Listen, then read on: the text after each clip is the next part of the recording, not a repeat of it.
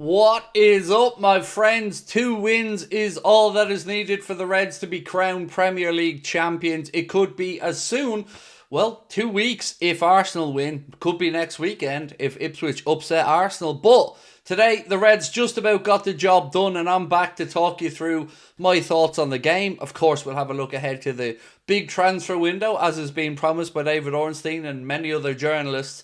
And we're going to ask, what exactly does that big window look like for the Reds? The chat is open to everybody again tonight as promised, so do get your thoughts in, and as always, appreciate your support. I think there was a membership actually before we went live. Frankie, thank you, mate, for becoming a member again with us as an Ultra member for 19 months. Legend, sir. Thank you. So look, loads to go through there today.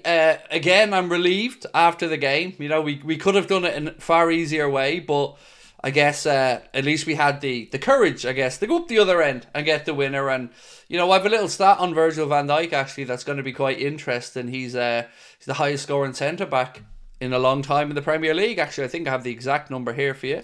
Virgil van Dijk, speaking about his contract announcement, said, "I don't know. I know, but I don't know." So he knows, but he doesn't know, but he does know. Actually, speaking about Van Dijk, since the Premier League, his Premier League debut in September 2015, Virgil van Dijk has scored more goals than any other central defender, with 24 scored by the Liverpool captain since his debut, September 2015. So there you go, the big man breaking records. I love that answer though, on his contract announcement. I don't know, I know, but I don't know. Where do you go with that? So he knows, but he doesn't know. But he does know. It'll be soon. That's all that we know. Nathan, nice to see you in. LFC fan, lovely to see you in. Fabrizio said VVD will extend. Oh mate, you will 100% be extending. You don't need to be concerned about that. Fabrizio said it. Ornstein said it. Paul Joyce said it. It's a done deal. It's just a matter of when he signs the contract. And of course, the sooner the better. Craig with the assist. I'm glad you acknowledged my assist today. You know, because I had to have words with Virgil and then he went up and scored. So, you know, we did it together. It was a team effort. Steve Rawls, lovely to see you back, my man. Member with us again for 19 months. Absolute legend, bro. Thank you. Right, do you know what? Which area of the pitch do you want to kick off tonight's transfer conversation with? You guys let me know. Do you want a defensive conversation or an attacking conversation? Because they're the two main areas of the pitch that I think we'll be looking at in the summer window. So you guys let me know where you want to go with it. Tobias said, "Am I wrong for having some hope, belief that Trent is extending?" I think you're about to be hurt, Tobias. But look, let's wait and see, bro. You know, let's wait and see. Until he's signed, sealed and delivered to Madrid, anything is possible.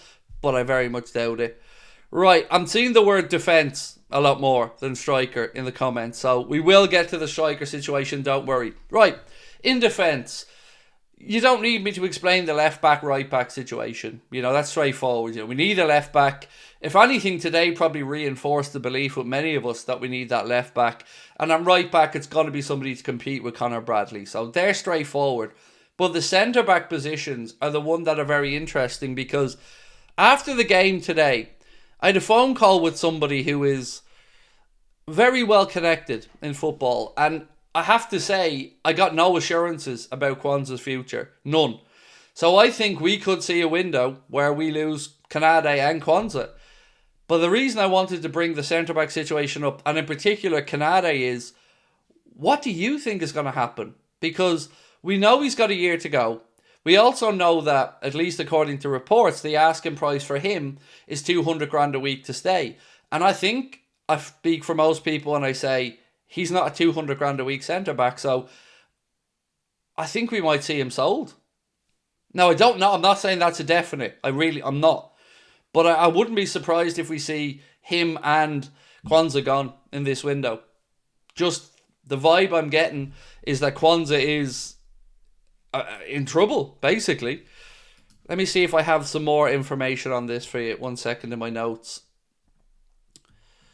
So, the situation that I've been told is that Kwanzaa hasn't convinced, and Konate is going to come down to whether they can get the extension done. But something's going to have to give in that conversation soon enough, because, you know, we can't let this go much past the summer. So if they can't get a deal agreed with Konate soon, I think Konate gets sold this summer. Again, not saying this is the ideal scenario that everybody would want, but it is a scenario that at least the club have to plan for. Lakers LFC said we need 2 left backs, a right back, and a centre back. I don't think you're going to see 2 left backs. I think you will see 1. I think it'll probably be a replacement for Costas. And actually, on Costas today, am I the only one who felt like he was done a little bit dirty being taken off? I didn't see Costas do nothing wrong. I thought we regressed, actually, when Robbo came on. And I wouldn't be Costas' biggest fan, but I didn't really see him making too many errors today. I thought he should have been left on the pitch, personally.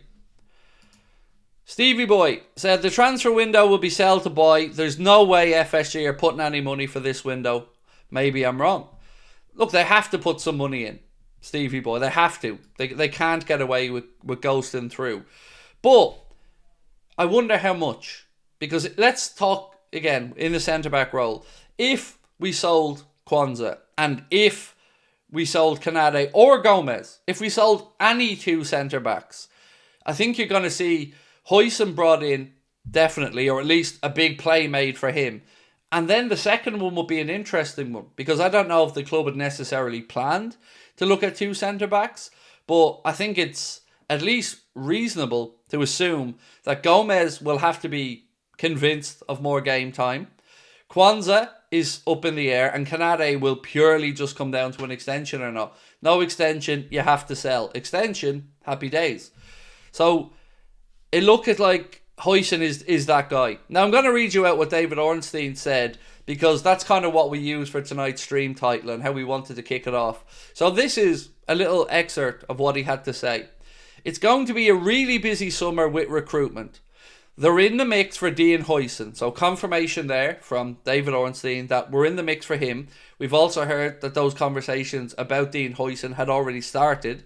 Milos Kerkez and perhaps a striker with Darwin Núñez expected to leave. The uncertainty around Ibrahima Konate, who was going into the last 12 months of his contract with no breakthrough on those terms. What's going to happen with Kwanzaa, Elliott, Joe Gomez and even Luis Diaz, who is approaching the final 2 years of his contract. So there's a lot to sort out. And he's not wrong. Like, every name on that list with regards to potential outgoing, he's not wrong. I think he probably even missed Diogo Jota's name, because, ladies and gentlemen, I'd be a seller of Diogo Jota this summer. I would. I kind of lost a bit of patience, to be honest with you. You know, he's been given 4 starts in a row now. 1 goal in those 4 starts, and even after that goal, just not much else. Today I thought he was shocking. And again, we've seen Chiesa not giving a sniff. So Chiesa looks like surely he's going to be shown the exit door, and I've got some news on where that might be for the late night video later on. We're going to be speaking in that video as well about some interest coming from Spain in one of our players. Stefan Bajcetic's name I want to bring up in a few minutes, because there's some talk again that maybe he feels more settled in Spain. Villarreal are a club whose name has been mentioned with him. But in defence, it's a tough one. Like, Verge is staying, thank goodness, that's brilliant. But after that, I don't think there's a single bit of certainty around any other centre-back at the club, which is a weird feeling, because if Verge hadn't signed, then we really have a worry about all of them. It's baffling. Nobody seems to know what's happening, but nobody's convinced that the manager's convinced by Kwanzaa. And Konate's contract situation, as David Ornstein said, has had 0 breakthrough. Plus Kelleher going as well. Yep, Kelleher will be going. Georgi Marmadashvili is apparently meant to be coming in, although there's now talk that Valencia would like to keep him on loan for another season. I can't see Liverpool playing that game though. Farrell's sister said, is it just me, or I'm really not a fan of Jota? He's so injury prone. Look, I don't mind Diogo one bit. You know, over the years I would say he's been a plus for the team. But this season, he's just not been it. And as the season's gone on, it's gotten worse. So for me, I'd be a seller of Diogo Jota. My heart dropped a little bit today when I see him in the starting 11 again, because I don't know what he's doing to deserve it. And I don't know how frustrated the manager must be with the Chiesa situation for him to be getting absolutely blanked And that's the kindest word I could use. I mean, I'm very confused by that. We could have done with him today.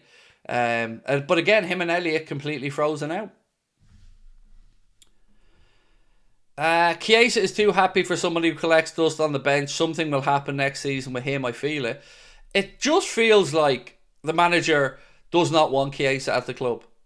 And again, I'm still waiting for the journalists to actually ask him that question. Why aren't we seeing him? Loads of uncertainty there. But, you know what? Let's look at the good things from today, which is another 3 points. 3 points closer to Premier League title number 2, league title number 20. And again, resilience shown. Now, there's a question I have. Why does it take us to either draw or go behind before we suddenly find that enthusiasm that we had to go up there and get the winner? The second half performance was a very, very confusing one today. And it made me ask myself afterwards, what does an Arne Slot team look like?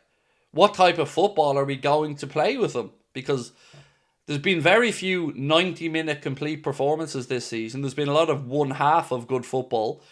And today, we see the good first half and then a very flat second half. Why can't the journalists just ask Arne about Chiesa? I really don't know. Like, it's not even a crappy question, is it? Like, it's a really sincere, honest, fair question. After today, you convinced Kudus is still coming to us. When did I ever once say Kudus was coming to us, Lauren? I've never said it. So I don't know why you're saying still coming to us. I've said over and over again that he's not worth the 85 million release clause. So no, I don't expect Kudus. And nor do I want him at 85 million. I don't think he's worth it.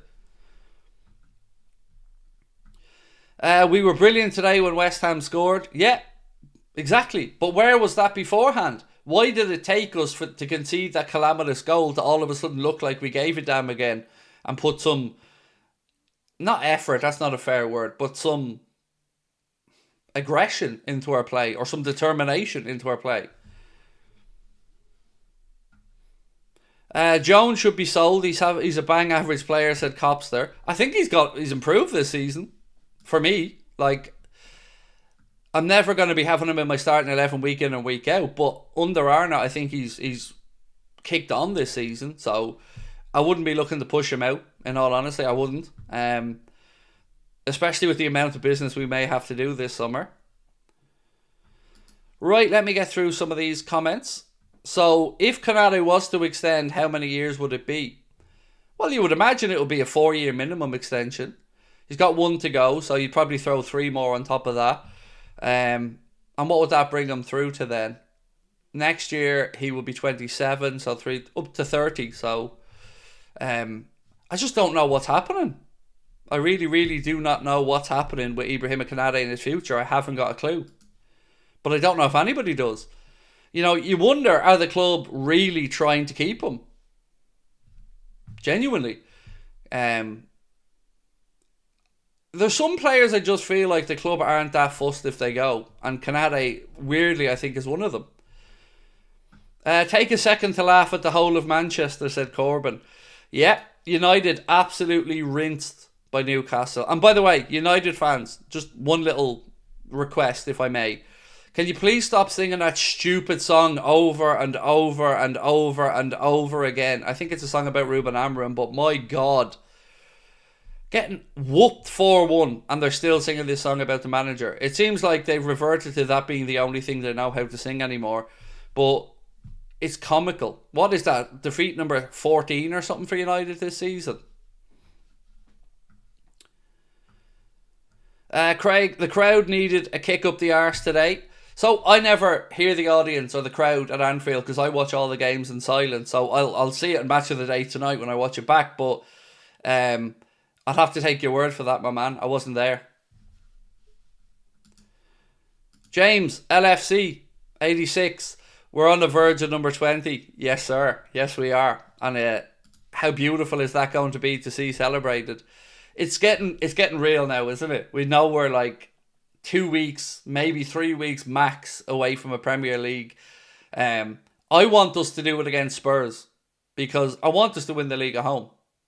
And yeah, I want that celebration. I want it to be done at Anfield, and I want Copites to be able to actually be there and celebrate in that moment, and not just the travelling Reds, who of course are deserving of celebrating it as well. But you get my point.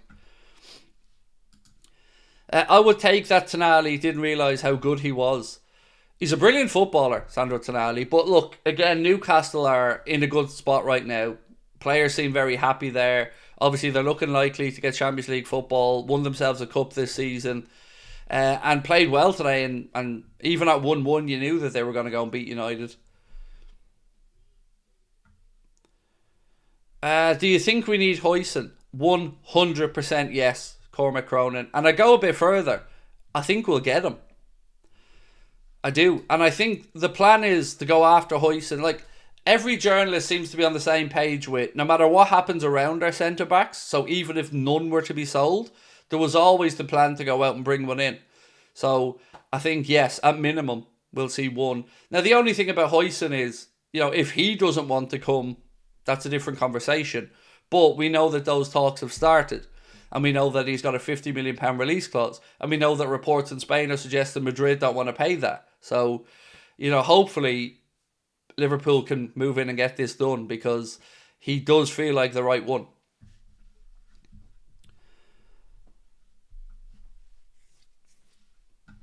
I want the Guard of Honour against Arsenal. I think at this point, we're getting that Guard of Honour, mate, at this point, I think. Be nice to get one from Chelsea as well, wouldn't it? Craig, would you take Visa? Much love, number 20 incoming. I'd rather Ibrahima. I've always liked Brian Ibrahima. I think he's a really good player.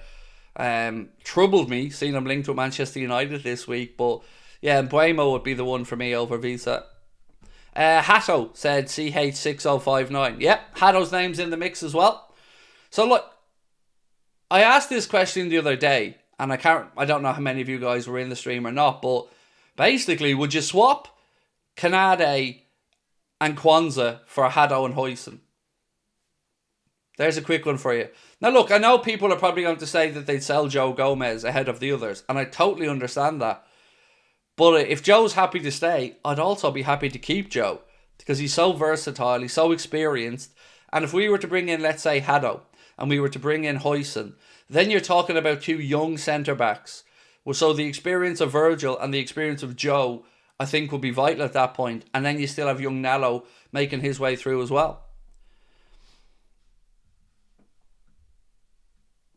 So some people are saying no thanks, but I think some people aren't living in the reality of this situation. Now, I'm not saying you can't disagree with me, but what I'm saying is everyone's initial thought is to not sell Konate. And that's normal and understandable. But the situation could force our hand.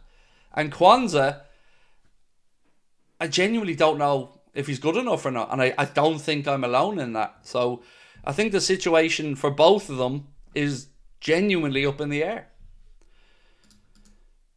Craig, can we take a moment to celebrate Arnie? What a job he has done. Much love. Of course, Jen, yeah. What Arne Slot is doing this season is incredible. I'm excited to see what he builds on for next season. But I'm still unsure, Jen, of what Arne Slot football is. I get the feeling that at the moment he's almost not going through the motions, but just making sure we get over the line, get the job done. And then when he buys his own squad, or when he brings in the 3 or 4 players that he feels, I hope we see a different style. I hope we see a higher tempo of football, because we know he loves a high work rate. We know he loves a high press.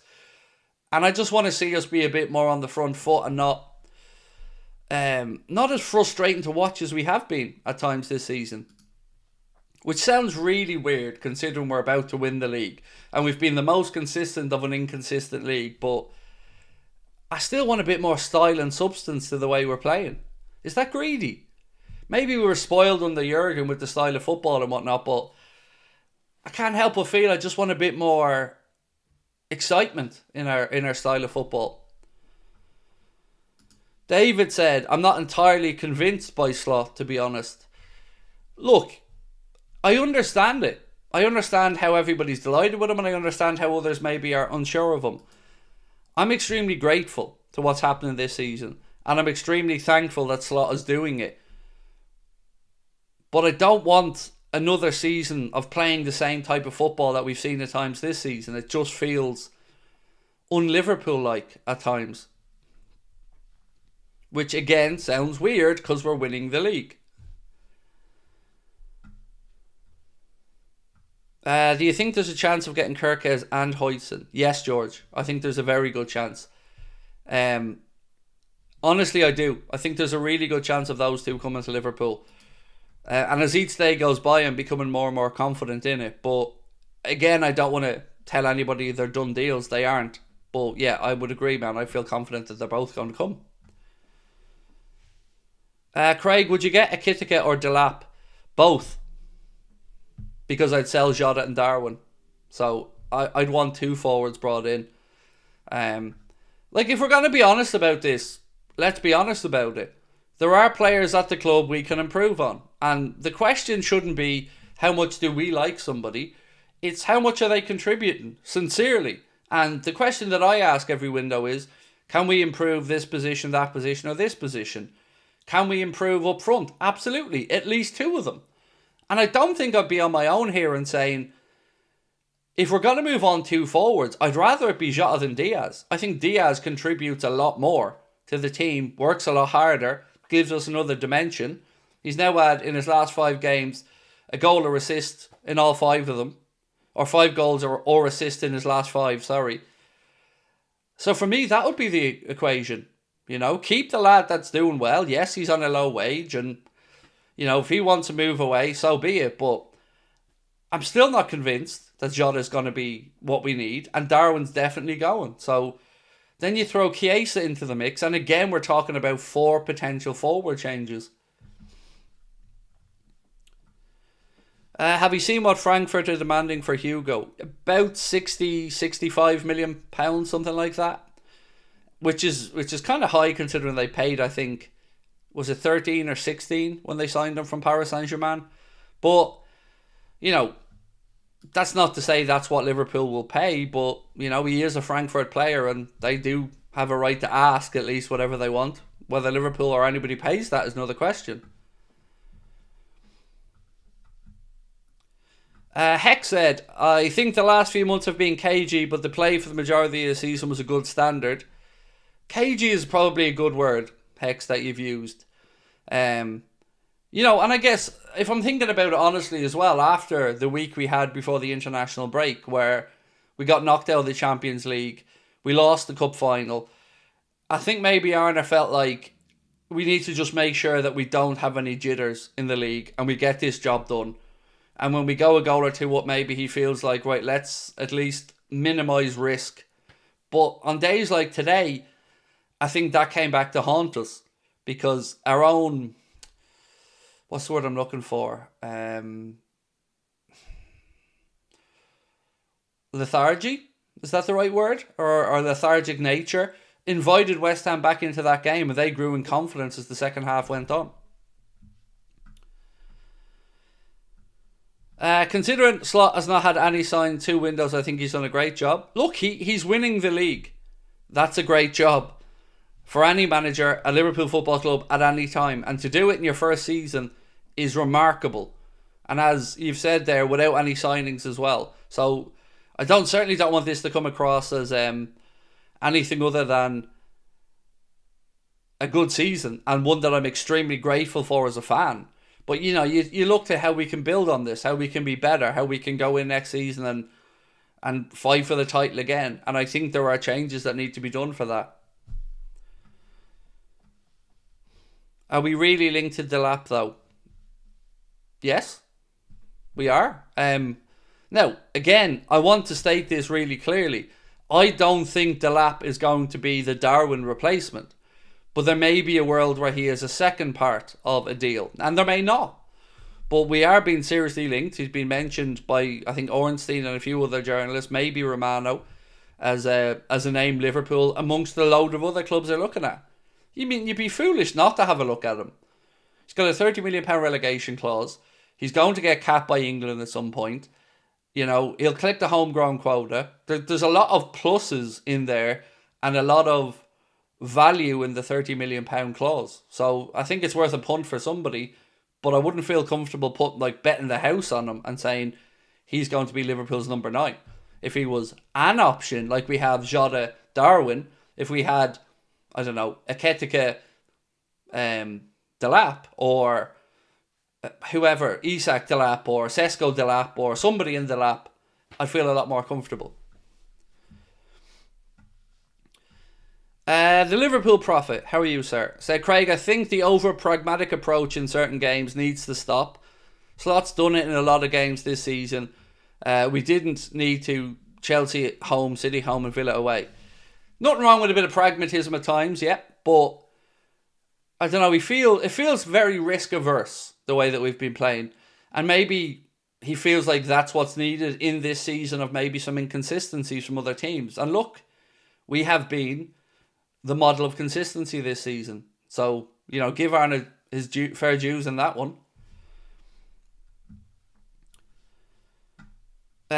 Luis said, Baleba or Lamine Camara would be great add-ons. Brighton are asking over 100 million for Carlos Baleba. So I think that ends that conversation. Because we don't need to drop 100 million on a midfielder. I'm not saying we don't need one, but I don't think we need to spend 100 million on one. Now, actually, on that, how do you guys interpret this post that I'm about to read out? So it's from Matej Moreto, and it said, Stefan Bajcetic is attracting attention in the market. Another year on loan in Spain seems likely for him, as it's the league where he wants to establish himself and keep growing. The club mostly interested in him right now is Villarreal, and credit Anfield Sector who posted that. What do you guys make of that? Like, again, the part of it that I'm confused about is another year on loan in Spain seems likely for him, as it's the league he wants to establish himself and keep growing. Does that make it sound like he wants to stay in La Liga to you guys? Or, because I've not really heard many conversations about him coming back, or how he may fit in, or how Arne will utilise him, or even what Arne really thinks about the situation with Stefan.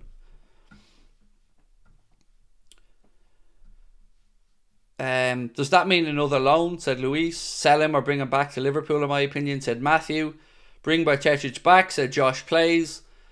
I'm unsure. Like, I like Stefan, but again, there's so much uncertainty around a load of players because we just don't know the manager's thoughts.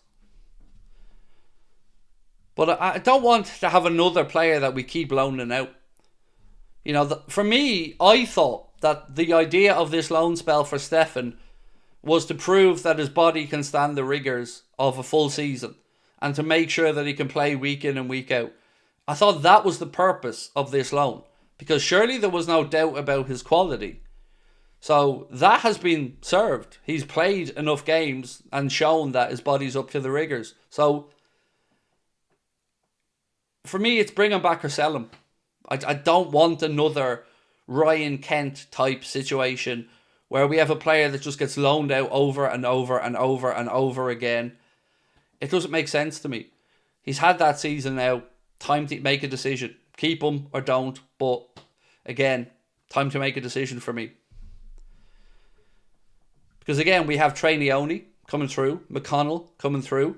A decision needs to be made on Tyler Morton as well.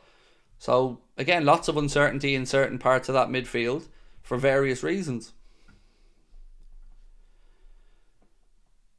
Sell him, he has a poor attitude. Stefan Bajcetic, I've literally never once heard anybody say he had a bad attitude. Never. If anything, all I've ever heard is a very humble guy, works hard. His father was a footballer as well. I've never heard anybody speak badly about him.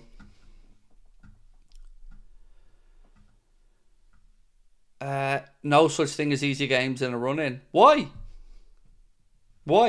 That's a cop-out. Of course there is. Are you telling me we shouldn't be looking at Leicester City as a win that we should be easily able to go and get? Pressure is a privilege that you earn the right to have. And you get into those positions by knowing that you're damn good. And the run-in should be a procession at this point, because we are 13 points clear. So I don't see why it should be difficult. It shouldn't. We should enjoy it and embrace it and go out and prove why we're in the position we are.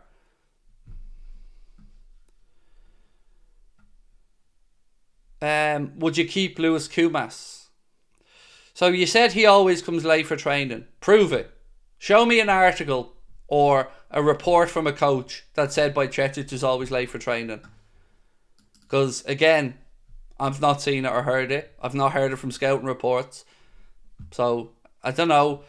You're slandering someone's name on something, and I need proof on it. So, if he's always late for training, show me where that's written. Show me a journalist talking about it. Show me a coach complaining about it.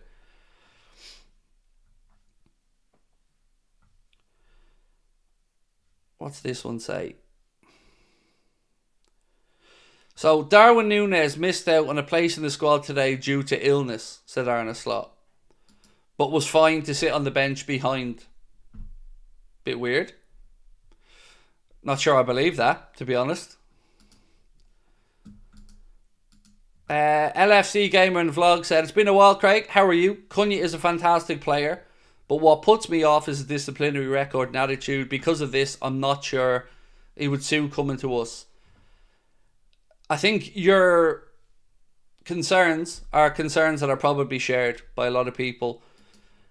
He is a good player though, isn't he? He is a good player. I wasn't overly sold on Matheus Cunha until somebody pointed out the Bobby Firmino-esque kind of style to him.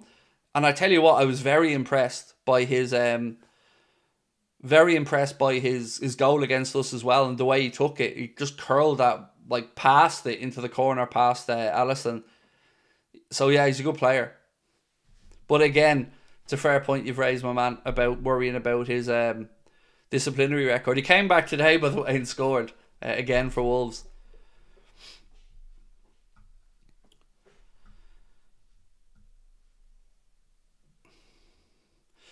Tilsheen said LFC isn't lying. Pep Linders fined him €500 for being late for training, according to Google. So that's once. He was late for training once, and then hardly an attitude issue. But look, again, it's not a good sign. You are right. If a player's arriving late to training, Arne Slot wouldn't put up with that. So LFC, fair play, and Tilsheen as well. Yeah, you don't want that. If he is arriving late for training like that, then absolutely, that's not good enough.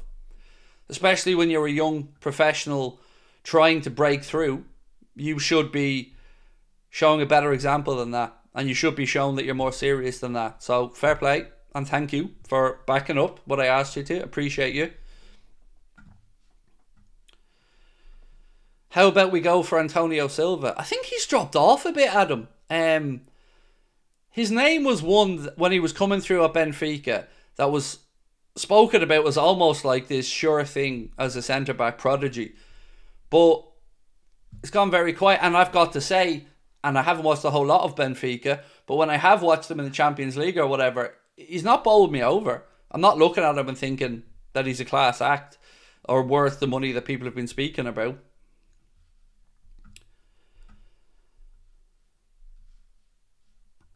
Jason said, do we need to be concerned about the homegrown quota going into next season? I mean, the honest answer for me, Jason, is unsure until we know kind of who's coming in and out. But, it is something we always got to keep an eye on to some extent. But we're going to lose Trent. That's one homegrown one. If we were to move on Kwanzaa or Joey G, again, that could be another one gone. So you'd have to be mindful of that when you're looking to bring people in as well. Would I take De Bruyne for one season? No, I wouldn't. What would be the point? We know we're not getting the best De Bruyne. And I don't want us to bring in somebody like Kevin De Bruyne, who would certainly be on a relatively high wage and probably gonna have an injury or two. So nah, I wouldn't. I love De Bruyne. Honestly, he's one of my favourite footballers of the Premier League era.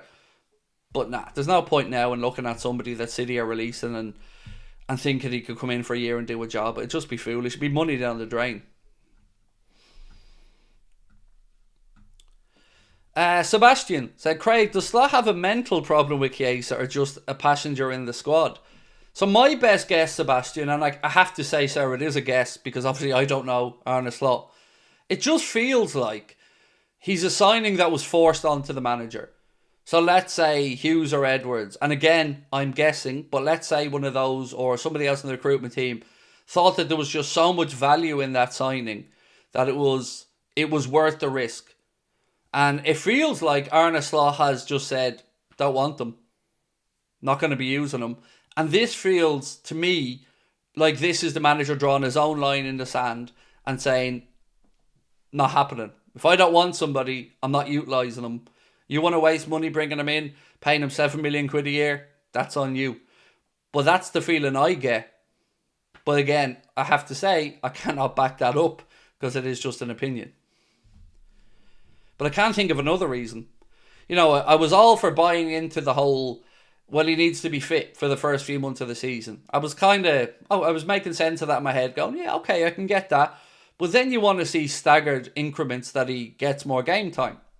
So 15 minutes, 20 minutes, half hours, then give him an hour. But we've never ever seen that. The only time he's been given a run out is in dead rubbers or in FA Cup games that we've put a weekend squad out in. So, yeah, I can't think of another genuine reason why he hasn't given him chances. Craig, is it right Liverpool scouts are at Leipzig to watch Lukeba? They've been at Leipzig and there's been lots of different reports as to who they've been there to look at. Lukeba was mentioned. Xavi Simons was mentioned. Benjamin Sesko was mentioned. But who it is, I don't know. And the funny thing is, like, it could be a few. You know, you could be there looking at players for the here and now, young players for the future. So, hard to know. But they have been over watching some Leverkusen. Nope. Leipzig. I'll get there eventually. Leipzig games. Dean Huijsen or Jared Branthwaite, Craig, who would you have? I feel like Branthwaite's more ready for now, but I'd probably still side with Dean Huijsen. But don't get me wrong, you're not unhappy if either of those two end up in a Liverpool shirt. So, Ben Doak. Let's talk about Doak for a minute. I think he's going to be sold this summer as well. How much is he worth? If you were Liverpool, what would you set an asking price for Ben Doak? And again, this isn't a Craig doesn't like Ben Doak. This is what I'm hearing. I feel very frustrated that Ben Doak hasn't been given more chances, in all honesty. So what do you think he's worth if you were to sell him? Mikey said, thanks for opening the chat for us all, top man. Look, I never liked not having it open, but I needed to do it for a couple of weeks to try and weed out the assholes that were coming in and ruining it for all of us. But I do appreciate all of your understanding in that regard. And again, I'm happy to have you all back. Delighted to have you all back in chatting away. Craig, broccoli or Onana as the Liverpool keeper? I would eat a plate of broccoli to stop Onana getting in goals for Liverpool. That's what I would do for you. Actually, on that, I have something. Speaking about goalkeepers, 1 second. I just want to see if it's in my notes yet. I have a little surprise for you. 1 second. So, speaking about goalkeepers, this that I'm about to show you has been mentioned as being the third goalkeeper shirt for next season. Thoughts? Because it is the most Craig Houlden top ever. So for me, it's like somebody went out and made a top for me. But lots of talk that this could be the third kit for Liverpool's goalkeeper next season. It's also a carbon copy of the Madrid one, because Madrid are apparently going to have the same jersey just with their badge on it. But I mean, come on now. That's a bit of me. That is definitely. I'll be all over that if that's out. David said, what about Jayden Danns? So I feel like he has to go on loan. Because again, like we mentioned about Stefan earlier on, Jayden Danns has to go out there and get minutes under his belt. I don't think anybody in this chat now would say that they've any doubts about Dan's quality and ability.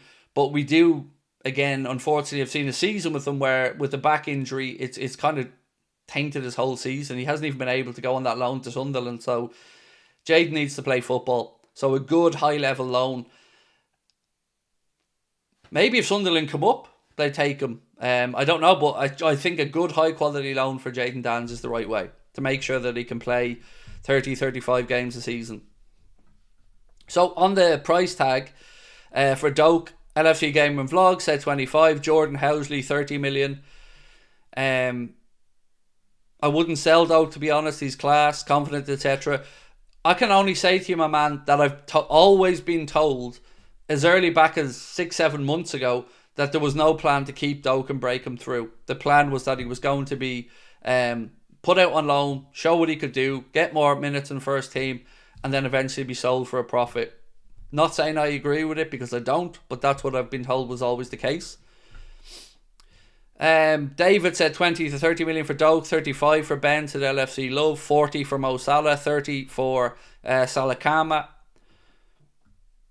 I think, when Everton's name was being mentioned, 30 to 40 million was the price tag that was being thrown around. So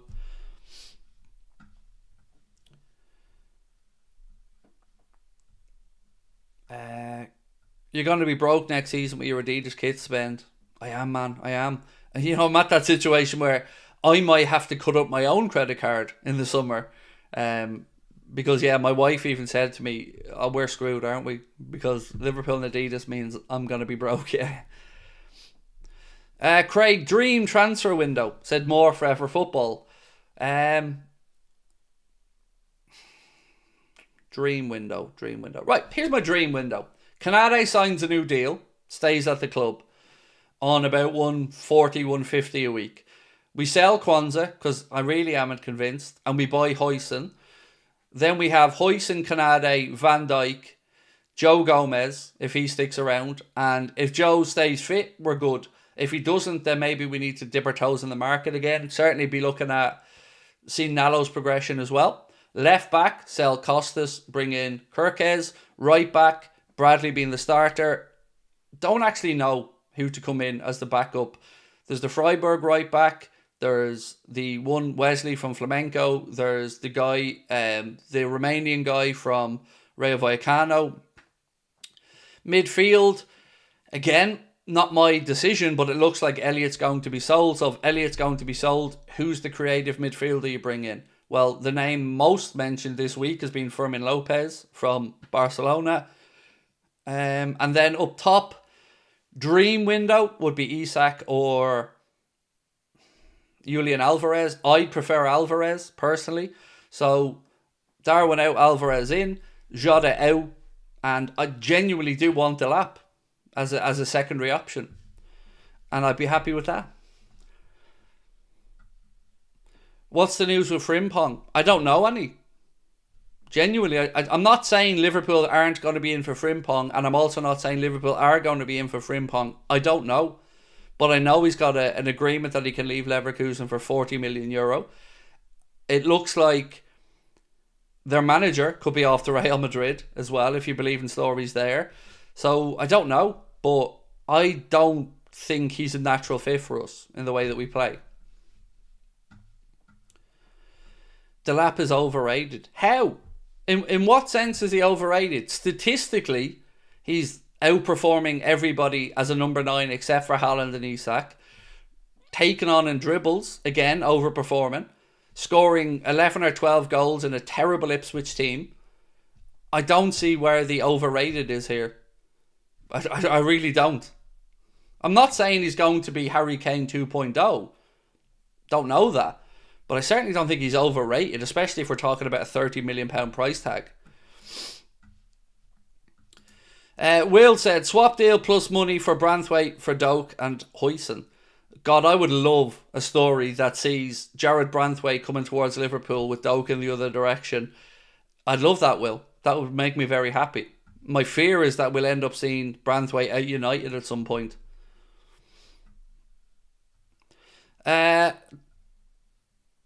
Dustin Mall said, for Konate, is it right to pay him 20% less than Maguire, or would it be prudent to pay him at least 5% more than Maguire?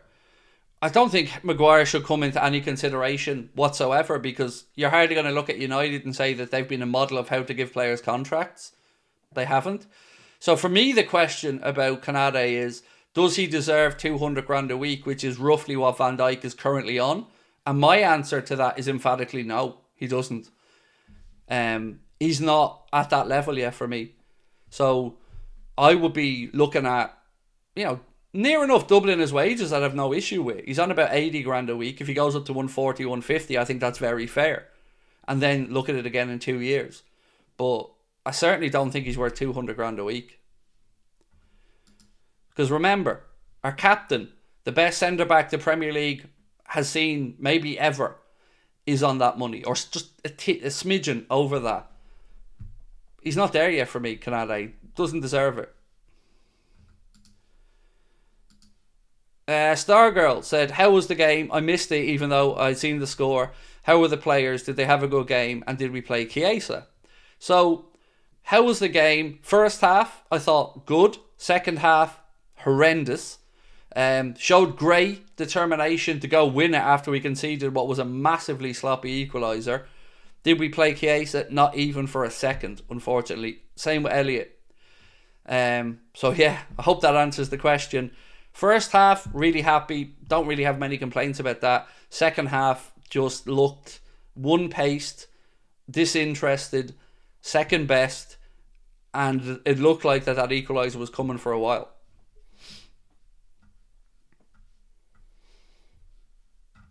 What do you think about Gittins? Not worth the money.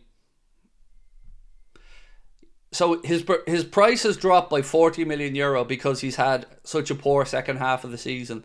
And I keep coming back to the same point about Gittins. It just doesn't strike me as somebody Edwards would think there's value in. Because I bet you there are players doing Gittins numbers that are half the price of his because he isn't as high profile as he has been, if you get me. So for Edwards, he doesn't strike me as the type of player he'd look at and think, there's bargain there. There's value there. I think he'd feel he's overpriced.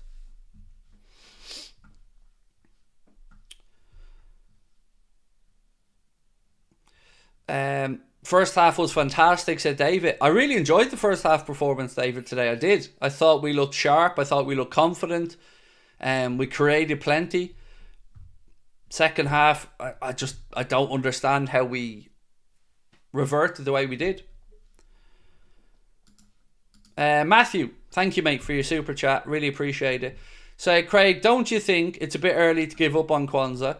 He was first choice a large part of last season, still only 22. Also, I wouldn't mind paying Konate 160, 170. Perhaps I'm in the minority. So, it's not my opinion that matters about Kwanzaa, mate. I'm unconvinced on him, but it's not my opinion. The manager, well, I think he's answered that question for us this season. He played right back today because Jones was already on the pitch or had already been substituted at that point. Other than that, where's the trust been from Arne Slot in him? Because we've basically had two centre-backs all season. So, again, I just say the things that I think are happening, and I'm not saying I always agree with every decision, but I do want the manager to have the squad he trusts, and I don't get the feeling he trusts Kwanzaa. But on giving up on him, totally valid point. 22 years of age is too young to give up on anybody. But we are in the age of we need players right now for that centre-back position, and we need them quick. And if the manager doesn't trust him, well then, I would say cash in while his stock is still relatively high, rather than maybe wait a while. But I totally do appreciate your point. And on Konate, 160, 170, look, I said 140, 150. We're not a million miles apart from each other there. So I just think going from 80 to 200 grand a week feels a bit much for me, for Konate. But again, I appreciate your points. There he is. TOTT2KZ1. How are we, bro? All aboard. HMS Pistol League. Nearly there, mate. Nearly there.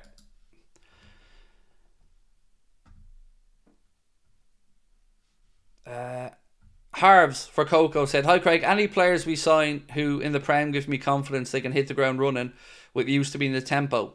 Thoughts? Yeah, I mean, can't argue with that logic at all. Oh, sorry, bring that back down. You can't argue with that logic, mate. You know, Premier League tried and tested is important, which is why Kirkes is super appealing. Same with Hoyson. Again, it's why Isak would have been super appealing as well. So yeah, I can't argue with that one bit. I think it's sound logic. Ryan said, "Hey Craig, with all the talk of a busy summer, my trauma tells me it'll be more outgoing than incoming, typical FSG fashion. Again, to leave us frustrated what we'd only signed 2 thoughts." So for me, Ryan, right now, I think the squad is too small. And by that I mean too small in what the manager would utilise. So let me go back to today's bench. Let me just grab up the bench from today's game again. 1 second. So today on the bench, we had Endo, who the manager doesn't trust to start a game. Now, seems to trust him to see out a game, but won't start him in a Premier League game. Szoboszlai, no issues for me there. Chiesa, again, he's a statue. Manager won't play him. Sitting on the bench, 7 million quid a year. Manager doesn't want to use him. Gakpo, again, no problems with Cody. Harvey Elliott, I love him. A lot of you guys love him. But again, not a sniff today. Not a chance the manager wanted to bring him on. Robbo, well, look, him or Costas, one of them are going anyway. Yaros, contract up at the end of the season. Kelleher, going to leave at the end of the season for a fee. And Kwanzaa, again, seemingly not somebody the manager trusts to play a whole load of games. So there's loads of scope in this squad for me for improvement. And improvement, at the very least, should be players the manager feels like are his type of players.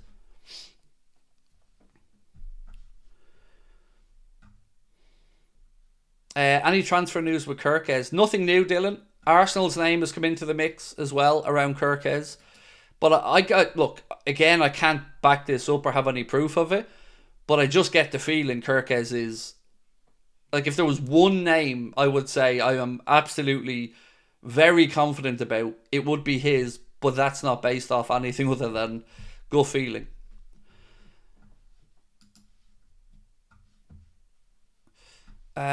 Craig, what would you do with the goalkeeper situation? What would I do?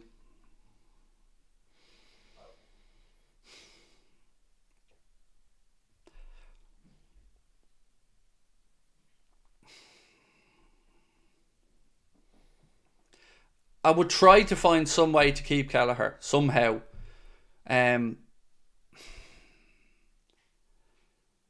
I fear it's impossible because you can't guarantee him the number 1 spot. But I feel a lot more comfortable now with Alisson and Kelleher than I initially feel with Alisson and Georgie. Not because I don't think Georgie's a good keeper, but because we know what we have with Kelleher. We know how consistent he is. We know how good he is. There's a lot of unknown. I feel like we've taken an unnecessary risk in going out and bringing in a keeper that definitely has talent, definitely has been spoken a lot about, but a keeper that's already maybe feeling like he was supposed to be coming in to be number 1 and now he probably isn't coming in to be number 1. So the whole situation for me is like we've invented a headache that we didn't need to have. Now, if there was a world where we knew Alisson wanted to move in a year or two, then I'd argue that we should keep Kelleher and Mamardashvili and say bye-bye to Alisson in that year. You know, it's a real mess of a situation because you've got the best goalkeeper in the world in Alisson, but, you know, what's his future going to be in the next 3-4 years? Don't know. You've got Kelleher, who must be feeling pretty pissed off about Georgie Mamardashvili being brought in and him not really being spoken about as the successor to Alisson, which I think Queevin has earned the right to become. So, yeah, I don't get it. I don't understand it, but not much I can really do about it as a fan. But I will say, all good keepers. You know, 3 names there that I'm happy enough that are Liverpool Football Club players. But Georgie Mamardashvili is the unknown quantity for us at the minute.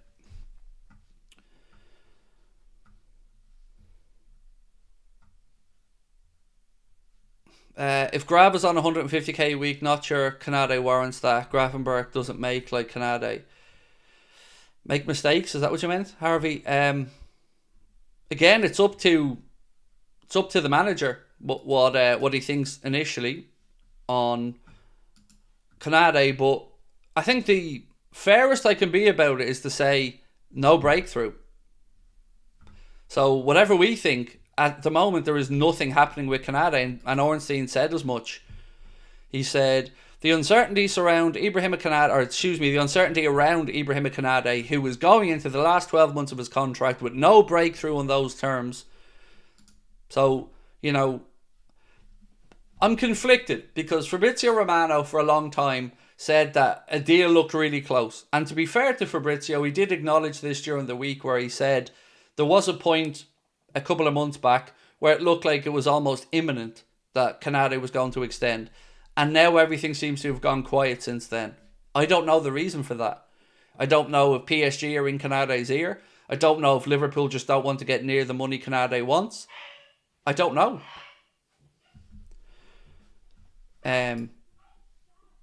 Yeah. Don't know. So there's too much uncertainty in my mind at this club at the minute with certain players. And we keep hearing the phrases big summer, but we don't even know who's for sale at the club, apart from Darwin. Darwin and maybe...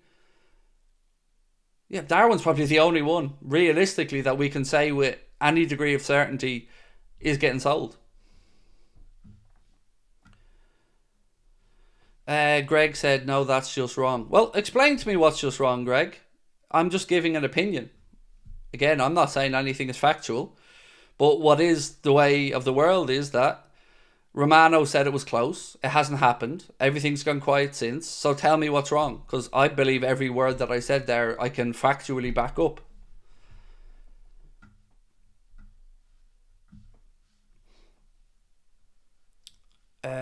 Real Madrid want McAllister. We will discuss that later on, Adam. Is that Harvey barking? Yeah, it is. A Will said, hi Craig, I'm a Rangers fan. How are you, mate? Welcome in. Just a late 2-2 draw for you lads today. Just about got the draw in the end.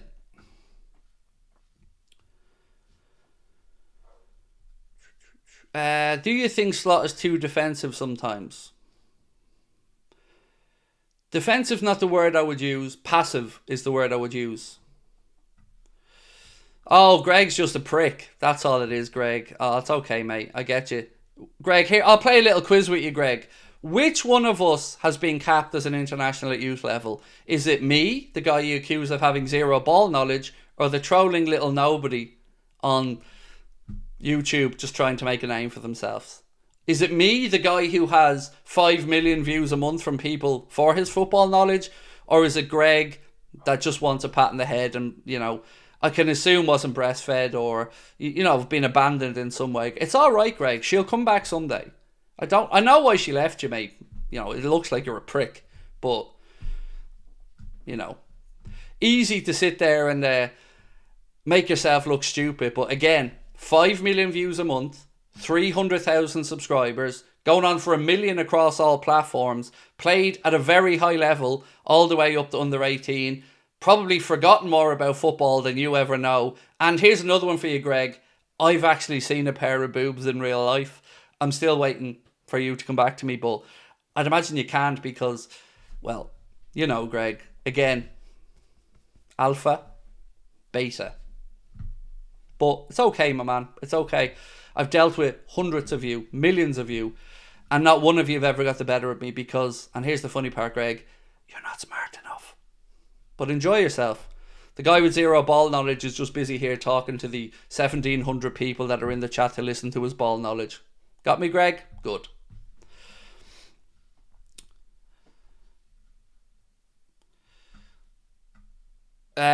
Wait, what else we got? Harvey King said, hey Craig, don't think be a massive net spend this year. Probably spend around 250 million, but sales will be around 200. So I'd be okay with that. Look, I tried to use this example the other day. Do I want FSG to pony up though? Yes. But here's an example that I'd give you of why it doesn't necessarily always just have to be about throwing money at it. So let's say we have a situation where you sell Darwin for 60 and you sell Jota for 40. You bring in 100 million quid. That same 100 million quid, at least in theory, could buy you Hugo Ekitike and Liam Delap. So you've then changed the attack without really spending any money, and at least changed some of the players that the manager feels would suit a system better. So I don't mind what the net spend is ultimately if the answer to the question of have we addressed every concern in the squad is yes. I'm not just somebody that wants numbers. I don't just want 300 million spent so I can say we spent 300 million. I want a squad that I feel is stacked and has two choices in every position. And if you can do that by moving on fringe players and supplementing it, there's nothing wrong with that. At least I hope most people would agree with that. I mean, it's lovely to get a big signing, and I'd love us to go out there and drop 100 mil. But, you know, I also love that Michael Edwards has gotten us top dollar for fringe players as well. I think that in itself is a skill. Let me just scroll back to this one for you, bro. Sorry, I almost missed this one when it was just, you know, letting Greg know his balls hadn't dropped yet. Been a while. Hope you and the family are well. Up the Reds. Think we'll see Trent again, or would you bench him for the remainder of the games? I don't want him near the pitch. I don't. Him and unless he comes out and says he's staying, I don't want him near the pitch. I don't want him in the squad. I don't want him involved. I don't want him, full stop. Because, you know, I'm at the point of I don't give a damn about him who clearly doesn't give a damn about the club he professes to love. So I'm kind of in the Paddy Pimblett camp on this one of you say you love the club, you say you want to deal with it respectfully behind the scenes. You've seen your football club getting rinsed in the media by Madrid friendly media, and you've sat back and done nothing other than a sarcastic this. So yeah, on the bench he goes, and yeah, give the minutes to Conor Bradley for the remainder of the season. And if he skulks out the door at the end of the season, after the season, and then announces he's going to Madrid, that is the most cowardly shithouse thing you'll ever see. So I at least hope he has the decency to front up and explain his decision. Because you might say he doesn't know anybody at him. Fucking nah, not having that. He absolutely owes that city. And I'm not saying this, I'm not a Scouser, so I'm speaking on behalf of them, but he does owe them. He absolutely owes them. The same people that supported him, idolised him, stuck up for him, painted murals on their houses for him, those people deserve an explanation.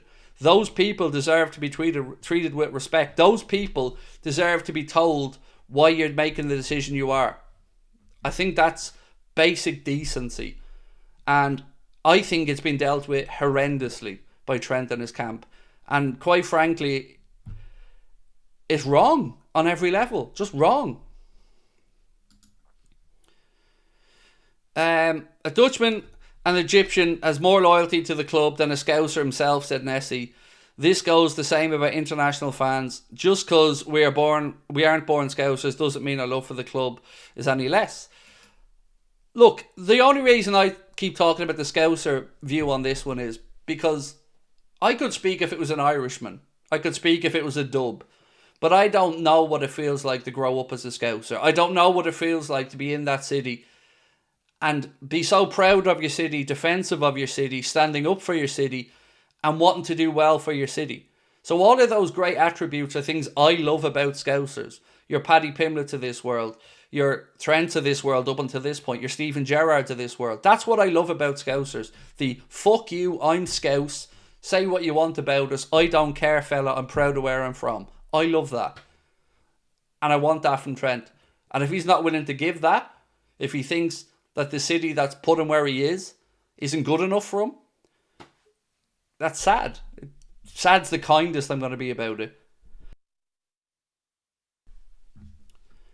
Max, let me get your comment up, Max. If you could have a night out with 5 past or present Liverpool players, who would they be and why?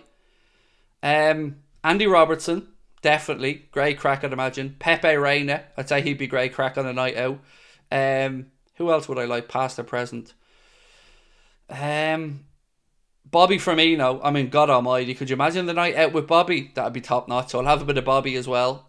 Stephen Gerrard, I'd imagine he'd be a good crack on a night out. And who will be the last? Aldo, probably. Yeah, so there's me 5 for you. And look, I'm sure if you ask me tomorrow, I'd probably have a different 5. But I'd imagine there'd be a good bit of crack there with those lads, especially Bobby Firmino, Robbo. Always thought Pepe Reina looked like good fun. Haris, thank you, bro. Thank you for your 2-month membership chat as well. Very kind of you, mate. Thank you. Harvey King said, looking forward to your show at the end of the season. Thank you, Harvey. I'm so excited, mate. So excited to get over.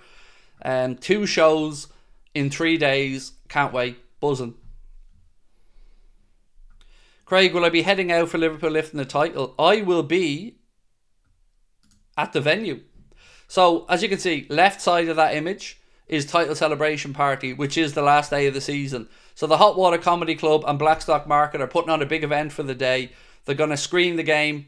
They're going to have lots of other fun bits and pieces happening for kids and families.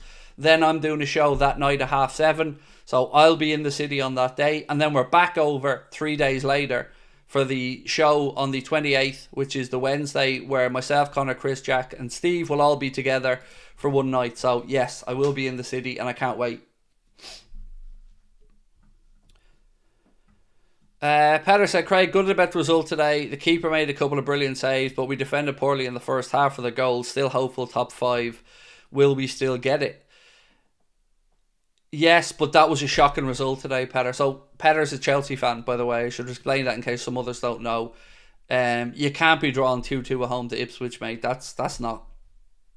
It's not great, is it? You know, and you're better than that, to be fair. Do we lift the trophy versus Palace? Yeah, last game of the season, Jacob. Can't wait. Now, I ordered a Premier League trophy, and I'm hoping to bring it over to the live shows with me if it arrives in time. A full-scale size replica of the Premier League trophy. So if you're coming to our live shows, we're going to have fun lifting that trophy, and I'm going to be testing out who's got the best trophy lift. So Cubley will be dragged up on stage to show me what you would do as a Premier League winner with Liverpool. I want to see what you got, so get creative.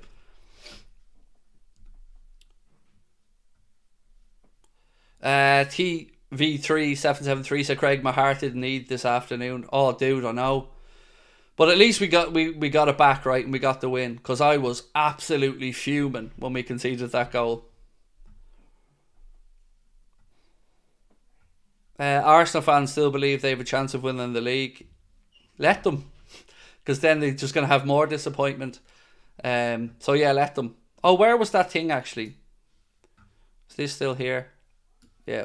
What about this? 1 second. What do we think of this? So will I sign you up for one of them? Who wants one? Who needs an Arsenal fan starter pack?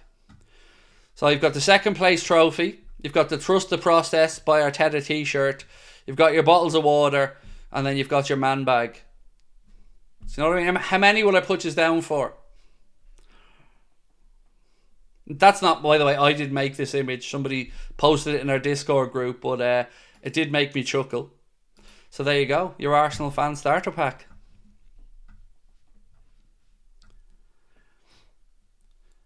Can I not take the Premier League trophy behind me? I could take this one. This little tiny one.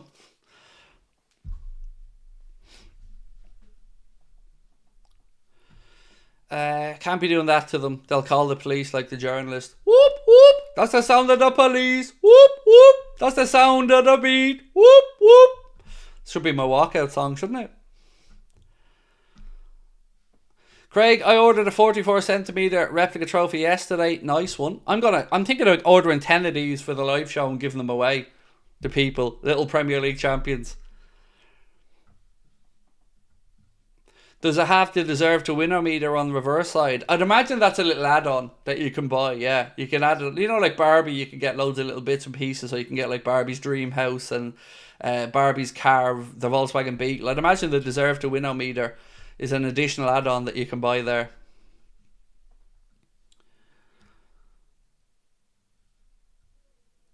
Can you have a little trophy the Arsenal fans can have a little violin? Well, this is the actual one that I'm waiting on. 1 second. Yeah, so this is the replica trophy that I'm waiting to be delivered over. It's a full 77-inch size one, so I'm hoping that that's here before the live shows. I've been promised it will be delivered in time, so yeah, We'll be lifting that bad boy with some red ribbons on it together for the live shows. Will United or Spurs win the Europa League? I don't think Spurs are going to get past Frankfurt after the first leg, but both of them should have had a very, very, very, very good chance to win that Europa League because it's not a particularly strong competition.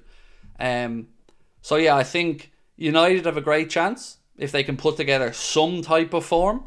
But yeah, that 1-1 draw, Frankfurt's a difficult place to go, and I think Spurs will be doing very well if they can get out of there with a win.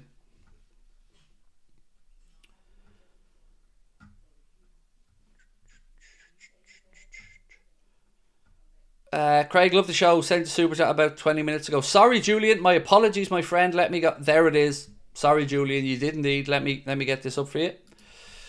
You said, "Hey, Craig, how did you get Nico? Or excuse me, how you get Nico back from Forest?" You're not the first person to suggest bringing him back. Actually, I don't think Liverpool have a buyback clause. I do think they have a sell-on clause.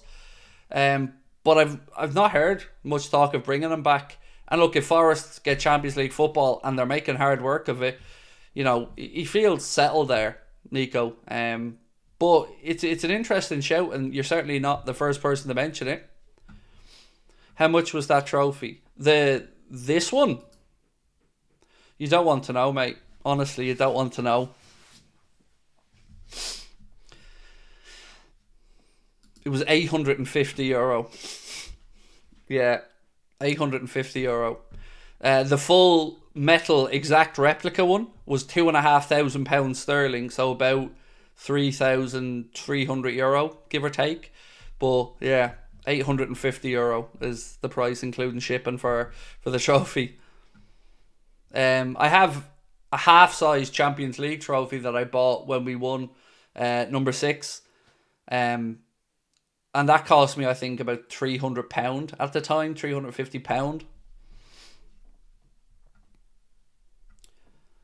That's expensive. It is, but, you know, it's a company purchase because it's a stage prop. So, you know, it's needed for our live shows. It's a legitimate company purchase for our live shows. It's a stage prop. So, Taxman, if you're watching, legitimate company purchase.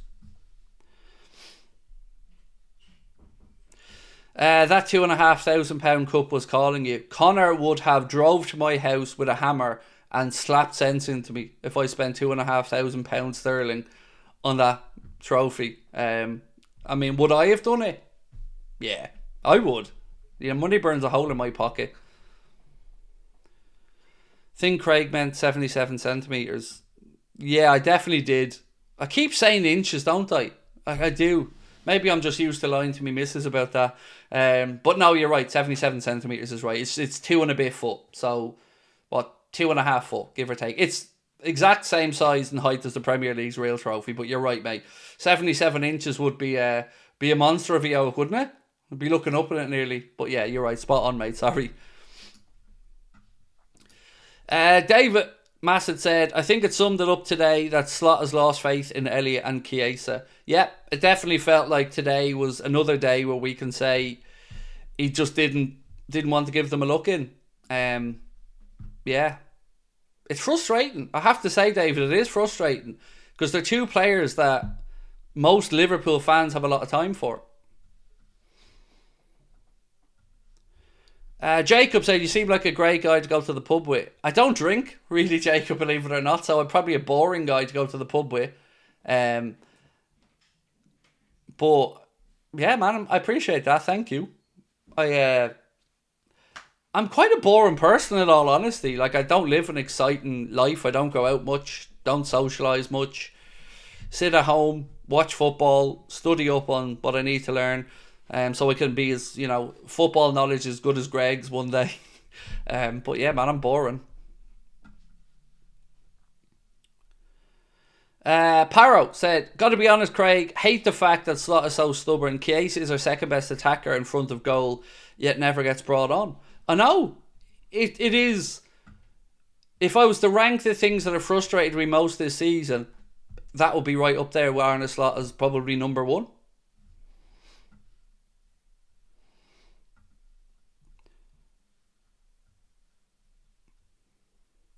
When he said 77 inch, I thought that's massive, Craig. What are you planning on hiding it in? Do you know what? Yeah, imagine 77 inches. What's that? Fucking 6 foot. 6'5", is it? 12 inches, 6'10", 6'6", 12, 72. Yeah, be 6'5". So be taller than me by a good bit. Me arriving with the trophy, like 4 lads carrying it in.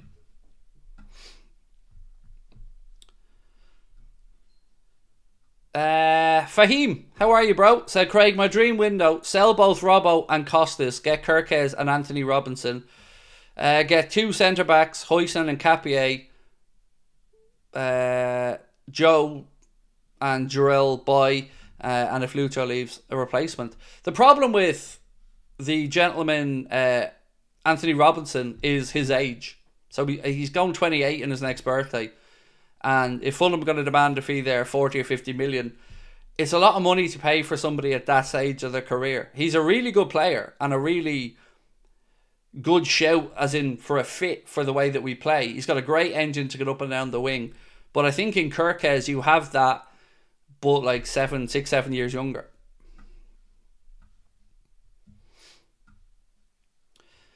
Tony, how are you, bro? Tony Mastrangelo. Oh my god, Tony Mastrangelo. Tony Mastrangelo. There you go, Tony. I hope I got there in the end. VVD has scored the most headed goals by a defender in Premier League history. He's scored the most goals since 2015 when he started than any other centre-back with 24. So stat here from Up to Joe said, since his Premier League debut in September 2015, Virgil van Dijk has scored more goals than any other central defender with 24. What do we got here? So the good news, if you wanted some, we have now officially qualified for the Champions League. I know, it's a gimme, but today was the win that mathematically officially means we're 100% qualified for the Champions League next season. So there you go.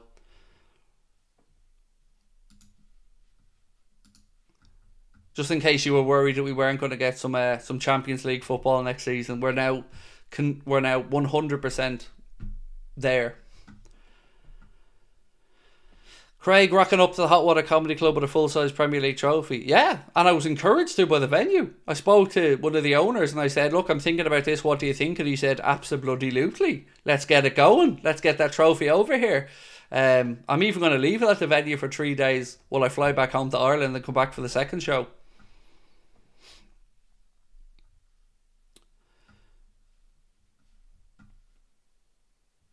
Right.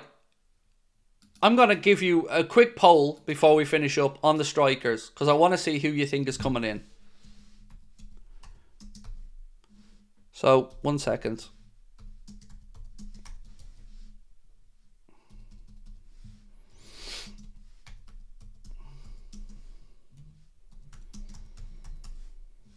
So I'm going to ask you who you think we sign. Now, I've gone all caps for the word think because I don't want you to click on who you want. I want you to think who we actually get. So 1 second.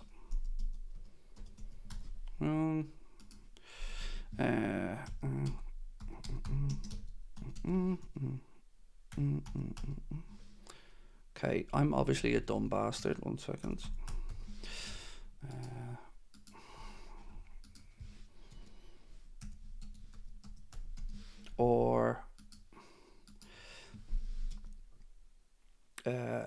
Okay.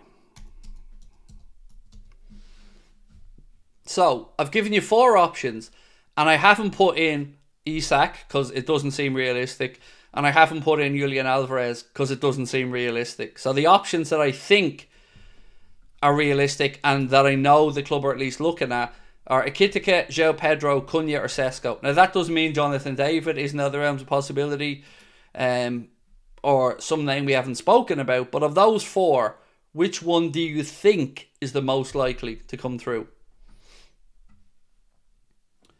Riot, yes mate, I am tickety boo, bro, tickety boo. Watch FSG still manage to make a profit in this transfer window. Well, nothing would surprise me with these owners, mate. But we are going to have the net spendometer running just out of curiosity to see what we do this summer and what we do end up spending roughly net. Where does Ekitike play at? Through the centre. And he plays for Eintracht Frankfurt. Before that was at Paris Saint-Germain. And this season is having a really, really good season with Eintracht Frankfurt. Exotic Alpha 6205 said Slot has spoken highly of Cunha, which makes me think he's won the slot once, but that's not the only reason. Look, Cunha and Delap would kind of give you two different types of centre forward. Cunha being the more Bobby Firmino-esque, Delap being a kind of Jamie Vardy regen type. So that's why I like the idea of Delap being one of the options as a secondary striker if we sell two. By the way, if you want to just see one quick thing about Hugo Ekitike, just search his goal against Spurs midweek and you'll see what a tidy finish it was, because he didn't just rely on power either. He placed that into the far corner and it was a good run and a very good finish. Opinion on Minta, good future player. Where did he go? Is he at Newcastle now or is he Brighton? I can't remember. Where did Minta go? So many young players moved around. Was he a Newcastle player that moved there, or was he a player that moved to Newcastle? I know he was on loan at Feyenoord, I think, previously. He went from Newcastle to Brighton. Yeah, thank you. I thought that might have been the case. As soon as you get a player to Brighton, for me, that's when we don't buy them, because you're talking in huge numbers. So yeah, if Brighton get there before us, I think that's the end of that option. Who will be the new wingers? Well, maybe nobody. Like, if Diaz and Gakpo stay, and Gakpo will certainly stay, and Salah stayed, I don't know where the space is for the wingers. Now, if we lose Diaz, absolutely, we need somebody, but I don't know who. What is your dream Liverpool attack next season? Dream attack would be Isak or Julian Alvarez through the centre, Salah on the right, and Gakpo on the left, probably. And no Gakpo, then I'd like Nico Williams. The Liverpool Prophet said, Craig, the only one I see leaving strangely is Núñez. I think the likely two to go are Diaz and Darwin. But the two I would like to go are Diaz and or Darwin and Jota. But I think Diaz, there's just the links to Saudi aren't going away for Diaz. The Barcelona stuff looks like it's dried up. And again, with him being 28, Liverpool may look at it and think, well, we need to sell this summer. I would like to see Diaz extended and kept at the club, because I rate Diaz. But I think Diaz and Darwin would be where my guess would be of the forwards. On Chiesa, link with AC Milan that I'll talk about in a video I'm going to record in about 20 minutes. Ori strikers, think it may be Jota, Delap, Darwin, Hugo, Harvey, Igor. Is that Igor Paxiao, the guy from Feyenoord, the Brazilian? Is that the, I presume that's who you're speaking about. Is he better than Omar Marmoush? Are we talking about Hugo Ekitike? Don't know. Haven't seen enough of him playing. I would have watched a lot more of Omar Marmoush, so honestly, mate, don't know. Watched Cunha a lot recently amid the links, and he looks very much like Firmino. Yeah, the first time I didn't really ever give too much thought to Matheus Cunha until somebody in our chat one day said he's like a Bobby Firmino regen, and then when I start looking at him in that kind of mindset, my view changed on him, and I could see it. And once I seen it, I couldn't unsee it. Do you think Villa would sell Rodgers if the price was good? I don't think they need to, Barry. You know, they've made a big sale in the winter window, selling John Duran to the Saudi Pro League. They're going to qualify for the Champions League. Well, sorry, they have a good shout of qualifying for the Champions League. Little bit of ground still to make up, but they're in the mix, and they will have earned a fair bit from it this season. So I don't know if they have the PS or need to sell him. And certainly every time I see Rodgers, he's scoring or assisting every game I'm looking at. When does the transfer window officially begin? Is there a date yet? There's 2 dates, believe it or not. It opens up June the 1st to June the 10th. Then it closes for 6 days. Then it opens up from June the 16th to September the 1st. The reason it closes for that 6-day period in the middle is because Premier League rules state that the summer transfer window can only be a maximum of 12 weeks long. And FIFA wants the window opened early to allow clubs playing in the Super or the Club World Cup to tweak their squads a little bit if they want to bring a player in for it. So yeah, that's where we're at. So window open 1st to the 10th, then it closes for 6 days, then it's open June the 16th to September the 1st. Alex Scott, how are you, my friend? Said, would you be happy for a Kirkes, Huijsen, Ekitike, Baleba and Frimpong this summer? Be happy, mate. I'd be running naked around the field. That would be a brilliant window. Look, Frimpong wouldn't be my first choice, but every other name there on that list, I'd be ecstatic about. And look, I would accept Frimpong, knowing Bradley was there as well, but he wouldn't be top on my list. But mate, that would be a window where I'd be practicing my fat man cartwheels at that point. Seeing links with Osimhen too. Thought of him and Ekitike at the price of Isak sounds a good swap for R2. I've never been somebody who has been in the fan club of Victor Osimhen. I've always had concerns, and I don't think he suits the way that we play either. We should go for Pedro Porro as a Trent replacement. Well, Spurs are all over the shop, so I would imagine most people at Spurs are probably going to be angling for a move away the way their season's gone, unless they can rescue the Europa League. Who's your first choice for right back? We won't get him, but Tino Livramento would probably be right up there. I've been really impressed with him at Newcastle, so yeah, probably him right up there if I was to give you a name off the top of my head.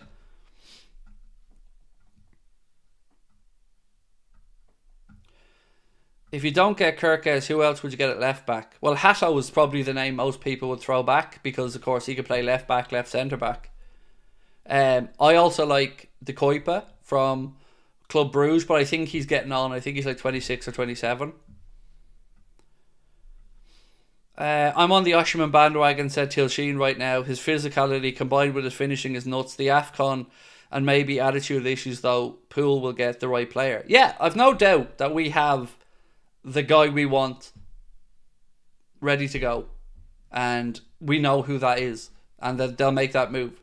What I hope doesn't happen is that we're still sitting here talking about the money we need to get for Darwin Núñez halfway through the window. That would frustrate me. Alvarez or Isak if we had the chance at one. Alvarez for me, because he's more robust. If you could guarantee me Isak stayed fit, then Isak, because he's the real deal as well. But I really like Julian Alvarez, and you can go back to when Man City signed him and look at our channel, and I was saying at the time, damn, that's a good signing and really good business as well at the price they were getting him. So yeah, I would take Julian Alvarez over Isak personally. Tanzania's in the house, Fahim. How are we, bro? What about Hakimi when Trent leaves? Well, he's the captain of Paris Saint-Germain, and they're going in the right direction. So again, you'd have to say, why would he be heading anywhere? They have a great shout to win the Champions League. You think he'll go in for a striker? 100%, without a shadow of a doubt. 1 million. Like, absolutely, we're getting a striker. No doubt in my mind.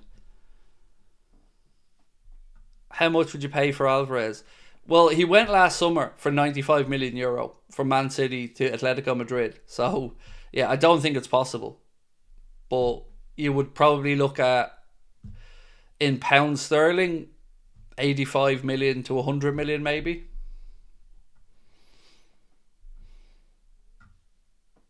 God help the Premier League if we get a world-class forward. I agree, David. I absolutely agree.